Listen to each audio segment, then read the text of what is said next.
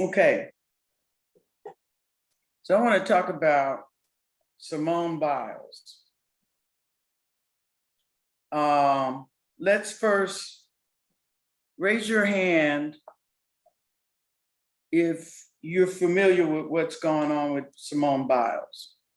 Raise your hands, please. Okay. So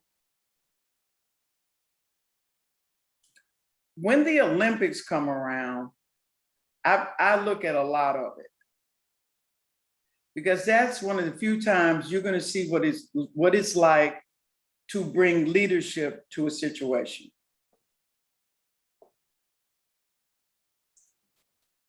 Those people are not representing themselves. They're representing their country. That's a very different space than I'm playing basketball and, I'm Michael Jordan. Because sometimes he doesn't necessarily play for the Bulls. He didn't. Many times it was about him. But in the Olympics, it's about their country. You get a real bird's eye view of what it's like to stand for your country in ways it's rare to see it. So Simone Biles, let's see. Dalmar, who else had their hands up about, what that situation? Yeah. Okay, so what I want is I'm gonna give you guys a chance. Please don't share your insights or your opinion about it. Just share what happened. Only what happened. Okay. So Dalmar, Mary, and then Hamera. Only what happened, and try not to repeat from what each other says. Try to look and see if there's any piece that's missing. Okay, go ahead, Dalmar. So in competing, she is the #1 gymnast in the world. And in the course of competing, she hurt herself coming off of a vault and opted to remove herself from the balance of the games, which left the US team only able to win a silver medal. Okay, now remember, you're only saying the facts. Well, they did win the silver medal. I know, but just say the facts. Everything was really good. Got it. Reason why I want you to say the facts, I've got to start developing you in the difference between your interpretations and the facts. If you're not good at that, you're going to make mistakes around your leadership. If you look at television, you're going to see that 99% of what those reporters are doing, our congressmen, our senators, and congresswomen, they are extrapolating on the facts. They're not just giving you the facts. So if you can start to train your ear to listen for only the facts, you'll start to see what conversations you need to have. Do not get caught up with people's interpretations, because that is 99% of what we're watching, is folks putting their mind on blast instead of giving us the facts so we can discern what we will do about that. Most of it's opinion. You did a really good job. Now, why did I stop you when you started talking about the silver medal? Because that was drifting into an interpretation of the impact. Yes, very good, very good. We don't know what the impact could have been or would have been. We can only say what actually happened. Got it. And then after you get the facts, then you can start to see how you want to relate to it and create from it. You see what I mean? Mm-hmm. But first you get the facts. That was excellent. All right, I hope you guys remember what he didn't say. Okay, Mary and then Hamera. She chose to take time off for her own well-being, and she's staying behind to support her team. Very good. Anything else you want to say? Facts only. No, I'm going to add an opinion. You're going to abdicate. Hamera.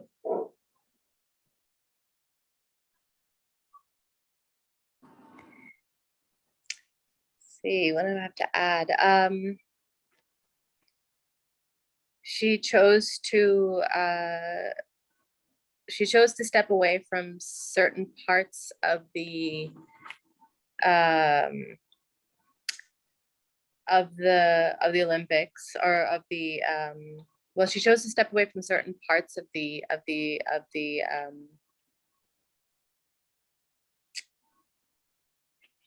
Competition? yes, thank you. Certain parts of the competition, with the option of coming back in if she felt that her well-being was being served or met. Very good.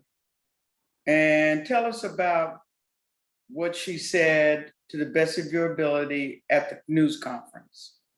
If you saw it. I don't know if you saw it or not. I didn't see the news conference. You didn't see it? Okay. All right, so that's the world of it. Victoria? Thank you, Amira, Dalmar, and Mary. Victoria? Do you want me to answer the question about the news conference? Sure.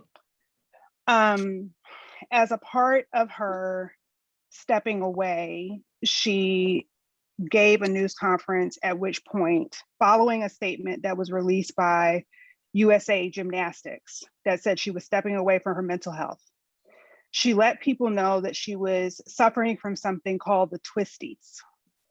And what the twisties are is gymnasts, when they are in the air, have to have a relative proportion to where they are in the air versus to the ground. And she said when she did the vault that Delmar mentioned, she lost her ability to know where she spatially was. And that is something that is not only mentally dangerous, but it's physically dangerous. If she doesn't know where she's going to come down, she could, suffer a catastrophic injury. So part of the reason she was stepping away was because the twisties had her not realizing where she was in space and time as she was jumping.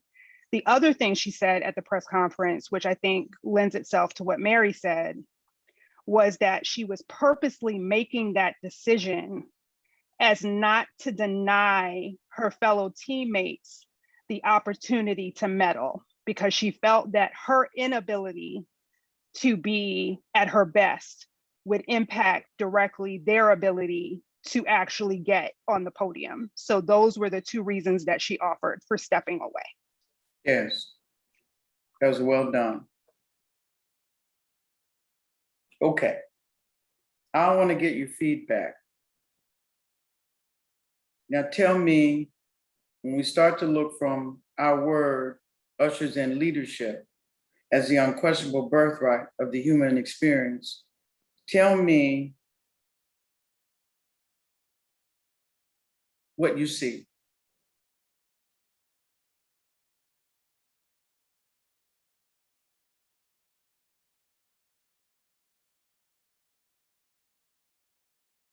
Yes, Samara? So I see someone who is calling attention to a longstanding problem in competitive sports, which is treating human beings like chattel and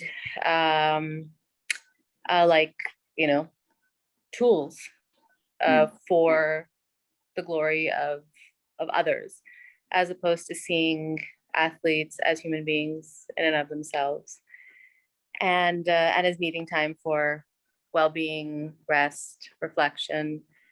So I see her exercising her leadership and agency in this so that she can call attention to a real problem in competitive sports.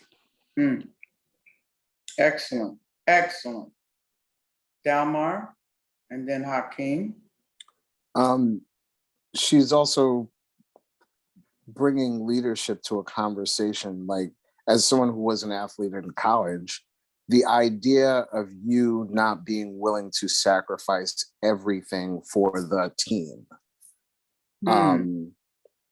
was like I remember a coach telling me to finish the game, and he would find me the best orthopedic doctor in all of New England. Right? That was his response to my hurting myself. So there is something that happens in sports, particularly team sports, where your decision to not participate is seen as harming the team as opposed to taking care of yourself. It happens in football, you know, all the grave, you watch any ESPN, right? Oh, with 10 seconds left and a broken arm, he struggled down the field, and it's like, ooh, right? But their damage can be irreparable for the sake of a good story that really ultimately doesn't mean anything, right? You can't walk again. The football players with CTE, right, with concussion, like they don't seek help because it's not, the team needs them.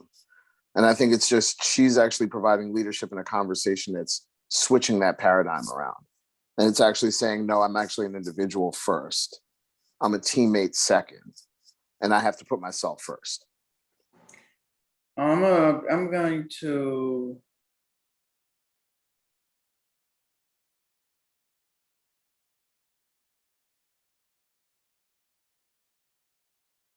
I don't like how I'm going to say this, but I'm going to push back on that last part a little bit, okay?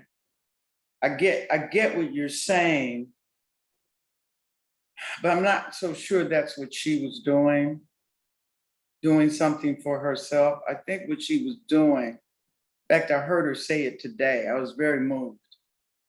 She said, when that doctor, I cannot remember his name, there was a doctor that abused gymnasts for decades. Dr. Nasser, Jean. Yes. And that guy had numerous complaints from the athletes, and no one listened. She said, the reason why I'm still here and why I'm standing the way I'm standing is to make sure that no one abuses our teams like they have in the past. And I'm somebody who's now clear that beyond being a gymnast, I got a whole lot more to offer than I thought I did.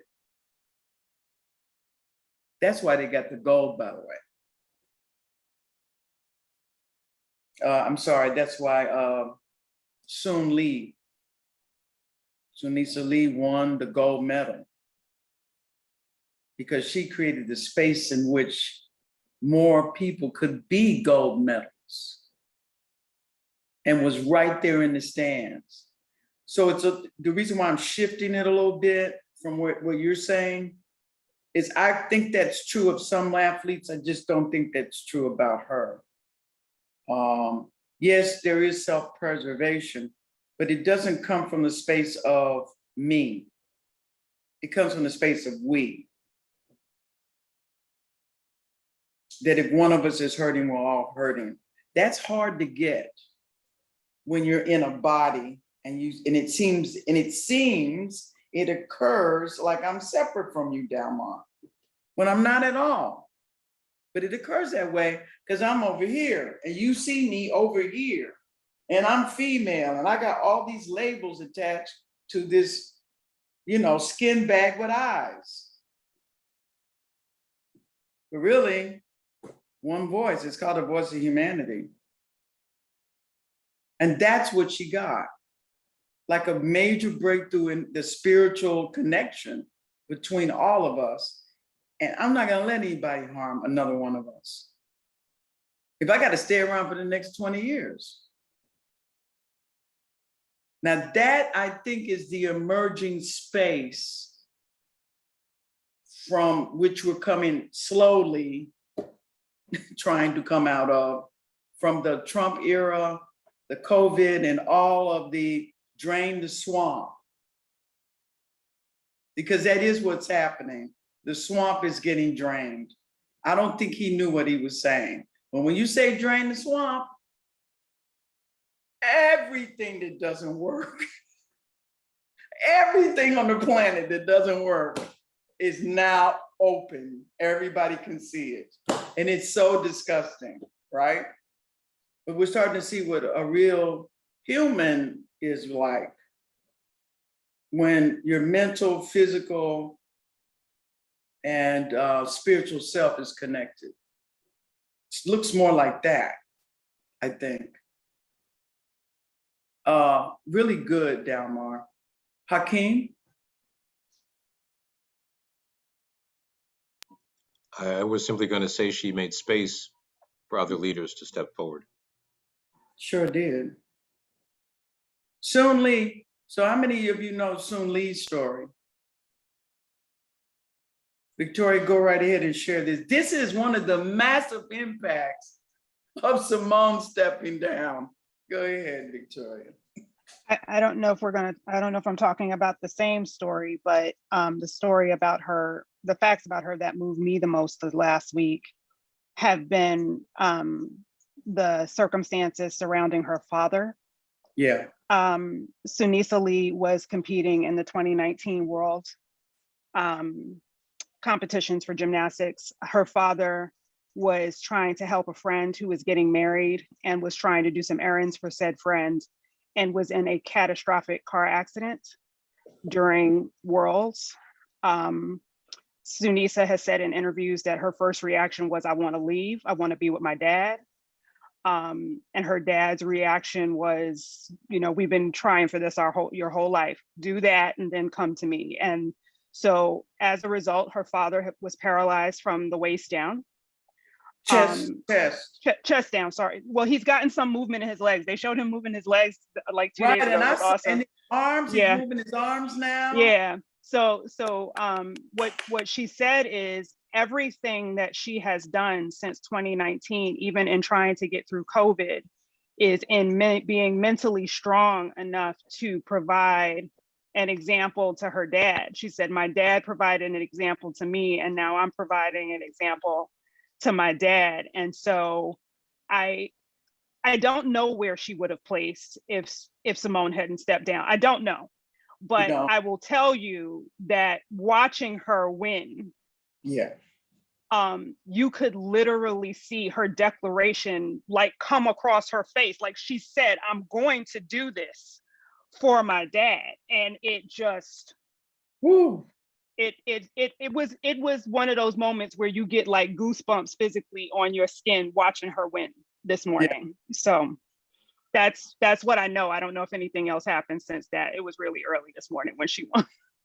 But you guys, you gotta go and look at this footage. It's on demand. But here's the part that moves me is that by Simone doing what she thought was right, in other words, that had integrity, was a step down because she didn't have the kind of mental strength because she lost her bearing. It's too dangerous. It's not normal for a human being to be that high up in the air, upside down, twisting and turning. You can't find your bearing. That's dangerous. That's sort of like, in some ways, it's almost like Kennedy when he lost his bearing in the plane. He didn't know which direction he was going. We have to have bearings.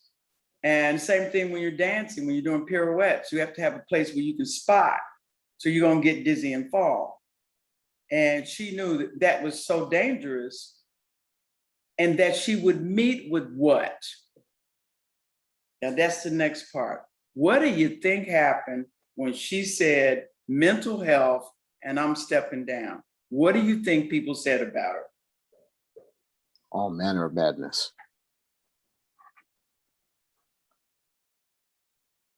Let's hear from you. What do you think they said?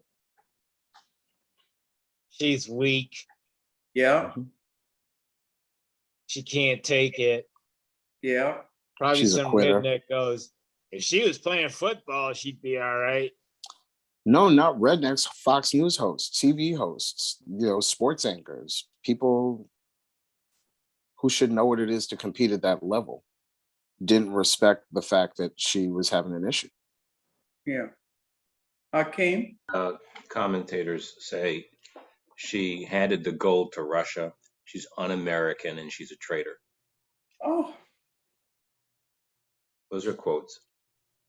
Now, how many of you are willing to be that fierce? Because that's leadership. And it has a lot of no agreement.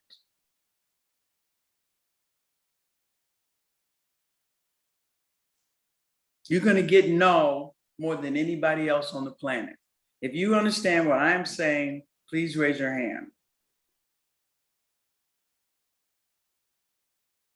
You are going to get a lot of no, and you're going to get it for a really long time. And you're going to get no every day for a really long time.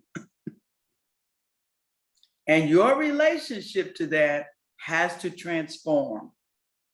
And that's what that young woman got. She knew that was going to happen. But out of that, all kinds of athletes started speaking up about ridiculous stuff they did.